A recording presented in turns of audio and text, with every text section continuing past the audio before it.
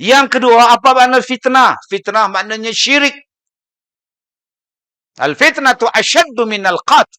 Syirik itu lebih dahsyat daripada membunuh. Bukan fitnah biasa. Syirik kepada Allah. Oh, tuan-tuan, hari ini kita jangan faham syirik tu menduakan Tuhan. Macam-macam. Hey, kau ni dah syirik tau. Kau buat benda tak betul kau. Kau minta tolong pada jin, pada hantu ni salah tau. Tak kira lah. Janji laki aku tak menikah lain.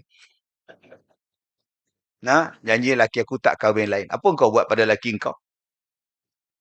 Aku bagi nasi kangkang. Aku bagi dia minyak senyonyong. Bila kau bagi nasi kangkang, apa yang kau buat? Saya jumpa tuan-tuan 2 kes nasi kangkang. Minta ubat. Satu dia datang seorang, satu dia bawa suami dia.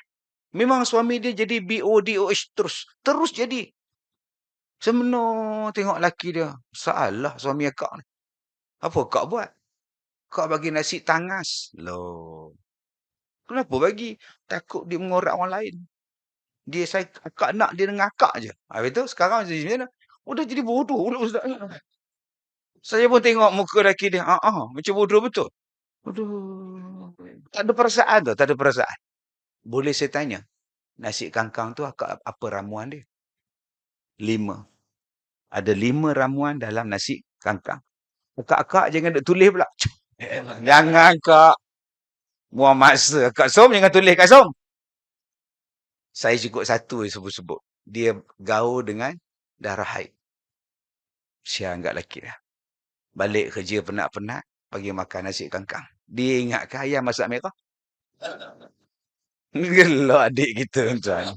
Orang lain tak gelak, dia gelak tuan. Ini parah ni tuan. Yang lagi 4 saya tak cakap. Kan ada yang buat masalah kan tuan. Itu syirik lain. Syirik tu apa? Menduakan Tuhan. Syirik tu apa? Menganggap ada yang lebih daripada Tuhan. Syirik tu apa? Menyamakan kuasa Tuhan. Syirik lah tu. Lagi dahsyat daripada membunuh. Hari ni tuan-tuan tengok bunuh sana, tembak sini. Dahsyat. Merendahkan Tuhan lagi dahsyat daripada itu. Apa dia merendahkan Tuhan? Menganggap apa yang Tuhan bagi tak sesuai. Menganggap apa yang Allah perintahkan tak relevan. Menganggap ada benda yang lebih baik daripada yang Allah punya. Syirik. Inna syirk la zulmun azim. Kita tak anggap benda tu syirik. Memandang rendah pada Tuhan. Yang ni. Kita ada pilihan. Allah kata macam ni, tak apa-apa. Kita buat macam ni.